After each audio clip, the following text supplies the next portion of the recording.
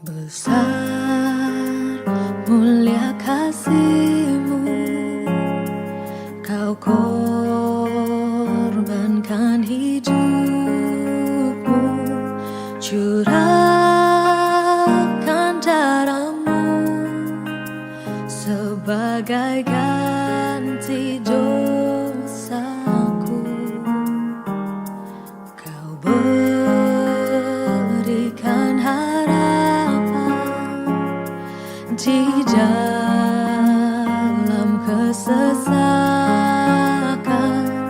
Agunglah perbuatan-Mu, Yesus Tuhan penebusku.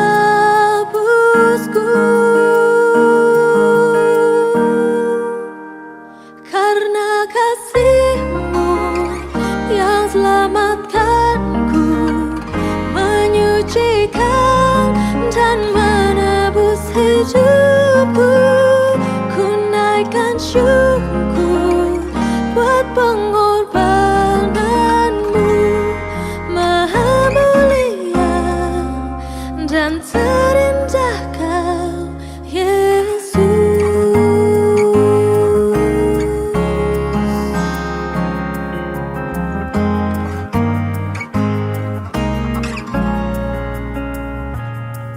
Kau berikan harapan di dalam kesesakan.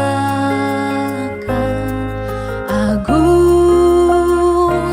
perbuatan-Mu, Yesus Tuhan penebusku. Karena kasih-Mu yang selamatkanku, menyucikan dan menebus hidupku. Ku naikkan syukur buat pengorbanan-Mu, Maha mulia dan terindah Kau, Yesus.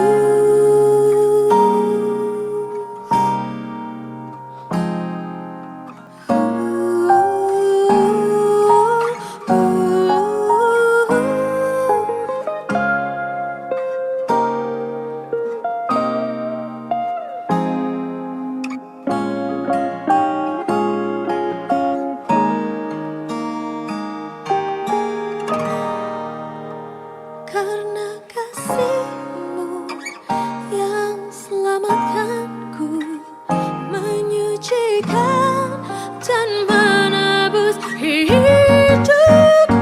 Ku naikkan syukur buat pengorbanan-Mu, Maha mulia dan terindah Kau. Karena kasih-Mu yang selamatkanku, menyucikan dan menebus hidupku. Ku naikkan syukur buat pengorbanan-Mu, Maha mulia dan terindah Kau, Yesus.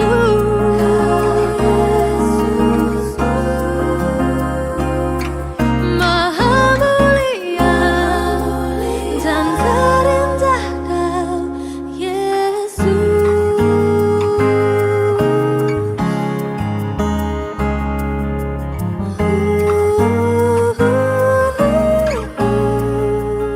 Selamat pagi anak-anak. Selamat kita memuji, memuliakan nama Tuhan. Pagi hari ini kita akan mendengarkan renungan kebenaran firman Tuhan. Dan renungan firman Tuhan pagi hari ini masih berhubungan dengan kebangkitan Tuhan Yesus. Namun sebelum itu kita akan berdoa. Bapa di surga, Bapa di dalam nama Tuhan Yesus, pagi hari ini kami datang kepadamu ya Tuhan, mengucap syukur buat kebaikan Tuhan dalam kehidupan kami. Mengucap syukur buat pertolongan Tuhan di dalam kehidupan kami. mengucap syukur buat kesempatan yang Tuhan berikan kepada kami untuk memuji, memuliakan nama Tuhan. Terlebih mendengarkan kebenaran firman Tuhan yang akan memberikan kami semangat yang baru, kekuatan yang baru di dalam kami mengiring Tuhan. Terima kasih Tuhan, Engkau urapi kami, urapi hamba-Mu yang akan menyampaikan firman-Mu, sehingga melalui firman-Mu pagi hari ini, kami memiliki semangat baru di dalam Engkau. Terima kasih Tuhan, kami siap mendengarkan firman Tuhan. Di dalam nama Tuhan Yesus kami berdoa dan mengucap syukur. Haleluya. Amin. Sekali lagi, tema firman Tuhan pagi hari ini adalah kebangkitan Yesus memberikan kepastian hidup yang kekal. Tanpa kebangkitan Yesus, Rasul Paulus katakan, sia-sia kepercayaan kita. Dan kita mempercayai, karena kita mempercayai orang yang mati. Jadi kebangkitan Yesus adalah dasar iman orang percaya kepada Yesus. Kita baca di dalam 1 Korintus pasal 15 ayat 13 sampai ayat yang ke-20. 1 Korintus 15 ayat 13 sampai ayat yang ke-20. Saya bacakan demikian. Kalau tidak ada kebangkitan orang mati, maka Kristus juga tidak dibangkitkan. Tetapi andai kata Kristus tidak dibangkitkan, maka sia-sialah kepercayaan kami dan sia-sia jugalah kepercayaan kamu. Lebih daripada itu, kami ternyata berdusta terhadap Allah. Karena tentang Dia kami katakan bahwa Ia telah membangkitkan Kristus, padahal Dia tidak membangkitkannya. Kalau andai kata benar bahwa orang mati tidak dibangkitkan. Sebab jika benar orang mati tidak dibangkitkan, maka Kristus juga tidak dibangkitkan. Dan jika Kristus tidak dibangkitkan, maka sia-sialah kepercayaan kamu, dan kamu masih hidup dalam dosamu. Demikian binasa juga orang-orang yang mati dalam Kristus. Jika kita hanya dalam hidup ini saja menaruh pengharapan pada Kristus, maka kita adalah orang-orang yang paling malang dari segala manusia. Tetapi yang benar ialah bahwa Kristus telah dibangkitkan dari antara orang mati sebagai yang sulung dari orang-orang yang telah meninggal. Sekali lagi ayat 20. Tetapi yang benar ialah bahwa Kristus telah dibangkitkan dari antara orang mati sebagai yang sulung dari orang-orang yang telah meninggal. Nah, kalau kita perhatikan dari ayat-ayat yang kita baca tadi, bahwa kebangkitan Yesus itu sangat penting bagi orang-orang percaya. Karena kalau Yesus tidak dibangkitkan, iman orang percaya kepada Yesus sia-sia. Iman orang percaya kepada Yesus sia-sia. Karena kita mempercayai orang yang mati. Tetapi firman Tuhan katakan yang benar adalah bahwa Yesus telah bangkit. Kalau Yesus telah bangkit, berarti ada kehidupan yang kekal. Arti kebangkitan Yesus bagi orang-orang percaya adalah iman orang percaya di dalam Yesus tidak sia-sia. Iman orang percaya kepada Yesus tidak sia-sia. Itu yang pertama. Yang kedua, pengharapan orang percaya akan hidup kekal, pasti kebangkitan Yesus memberikan keselamatan yang kekal, bukan mudah-mudahan. Pengharapan orang percaya akan hidup kekal, pasti, karena kebangkitan Yesus memberikan keselamatan yang kekal, bukan mudah-mudahan. Yang ketiga, apapun yang kita lakukan di dalam Yesus tidak ada yang sia-sia. Apapun yang kita lakukan di dalam Yesus tidak ada yang sia-sia, karena Yesus yang kita percayai adalah Yesus yang hidup, dan apa yang kita lakukan di dalam Dia, kita akan mendapat upah dari Yesus. 1 Korintus 15 ayat 58. 1 Korintus 15 ayat 58. Karena itu, saudara-saudaraku yang kekasih, berdirilah teguh, jangan goyah, giatlah selalu dalam pekerjaan Tuhan, sebab kamu tahu bahwa dalam persekutuan dengan Tuhan, jerih payahmu tidak sia-sia.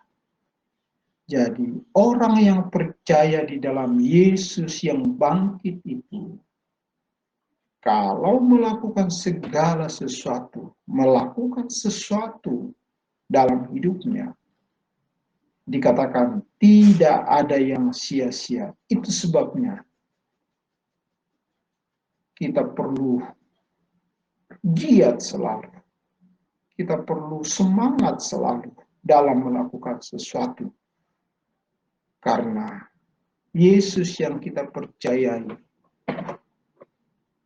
adalah Yesus yang bangkit. Dan apa yang kita lakukan di dalam Dia tidak pernah sia-sia. Berikut, apa dampak dari kebangkitan Yesus bagi orang percaya? 1. Memberikan semangat dalam mengiringi Yesus. Karena kita tahu Yesus yang kita percayai hidup. Berarti kalau Yesus bangkit, pengharapan akan keselamatan di dalam Yesus tidak sia-sia. Berarti kalau Yesus bangkit, pengharapan akan keselamatan di dalam Yesus tidak sia-sia. Pengharapan akan keselamatan pasti kita akan dapatkan, kita akan alami. Yang kedua, memberikan motivasi bagi orang-orang percaya untuk melakukan sesuatu dengan lebih baik, beribadah dengan baik, berdoa dengan baik, memuji Tuhan dengan baik, berkorban dengan baik, melayani dengan baik, mengasihi dengan baik, belajar dengan baik, bekerja dengan baik. Pokoknya apapun yang dilakukan orang-orang percaya di dalam Yesus dilakukan dengan baik sebagai tanda ucapan syukur kita kepada Tuhan atas keselamatan yang sudah dikerjakan di dalam kehidupan kita. Yang ketiga, membuat orang-orang percaya selalu bersyukur kepada Tuhan karena kasih karunia Tuhan dalam kehidupan kita. Membuat orang-orang percaya selalu bersyukur kepada Tuhan karena kasih karunia Tuhan. Kita baca ayat terakhir di dalam 1 Korintus pasal 15 ayat 10.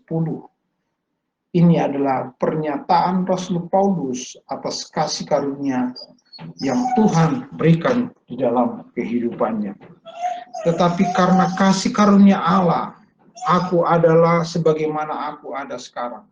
Dan kasih karunia yang dianugerahkannya kepadaku tidak sia-sia. Sebaliknya, aku telah bekerja lebih keras daripada mereka semua. Tetapi bukannya aku, melainkan kasih karunia Allah yang menyertai aku. Kepada siapa saudara mempercayakan hidupmu? Apakah yang engkau percaya mempunyai kuasa kebangkitan? Apakah yang engkau percaya mempunyai kuasa terhadap kematian? Jika engkau belum mempercayai Yesus, percayakan hidupmu sekarang juga kepada Yesus yang telah bangkit dan mengalahkan kematian. Jika engkau mau percaya kepada Yesus, kematian bukan hal yang menakutkan lagi. kebangkitan maupun hidup yang kekal akan saudara terima. Amin. Karena kasih-Mu yang selamatkanku, menyucikan dan menebus hidupku, ku naikkan syukur buat pengorbanan-Mu, Maha Mulia dan